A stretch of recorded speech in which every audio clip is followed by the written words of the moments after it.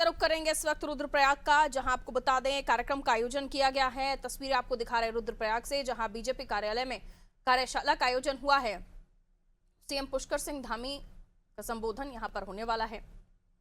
BJP कार्यालय में कार्यशाला का आयोजन, सीएम धामी मौजूद।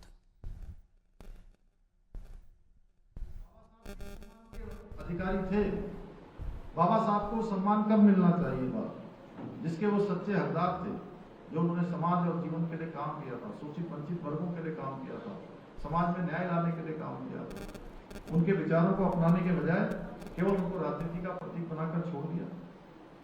यही नहीं, कांग्रेस के नेताओं ने बाबा साहब अम्बेडकर जी को उनके जीवन काल में कभी भी उचित सम्मान नहीं दिया। यहां तक कि अगर आप उनके बारे में पढ़ेंगे तो आपको अच्छी तरह से मालूम होगा कि उनको चुनाव हराने के लिए कांग्रेस के शाही परिवार ने लगातार षड्यंत्र पर षड्यंत्र किए हुए। कांग्रेस पार्टी ने उन्हें भारत रत्न देना भी उचित नहीं समझा। कभी कांग्रेस पार्टी के कालखंड में उनको भारत रत्न नहीं मिला, कोई सम्मान नहीं मिला भाई उन्हें। आखिरकार उनकी मृत्यु के बाद 1990 में जब भारतीय जनता पार्टी के समर्थन से विश्वनाथ प्रताप सिंह जी वाली सरकार बनी, तो बाबा साहब को मरणोपरांत भारत रत्न दिया गया। कांग्रेस ने हमेशा अनुसूचित समाज को केवल वोट बैंक की भांति इस्तेमाल किया है।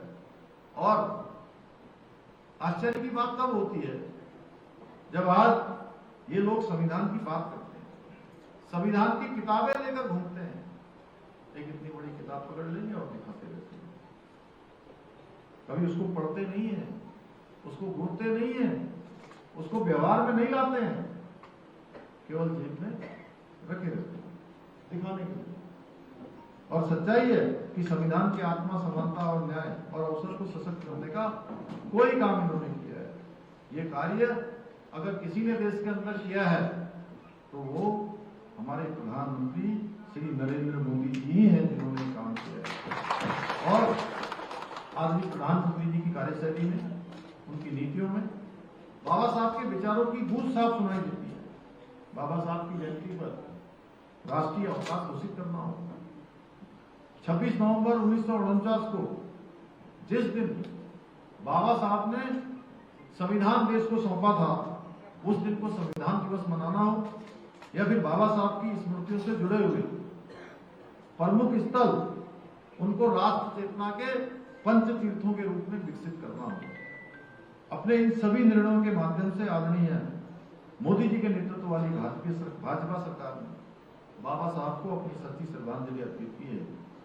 आजादी के बाद यदि किसी ने सच्चे मन से शोषितों के लिए, वंचितों के उत्थान के लिए काम किया, उनको मुख्य धारा से जोड़ने का काम किया है, तो कोई और नहीं है, वो आदरणीय प्रधानमंत्री नरेंद्र मोदी जी हैं।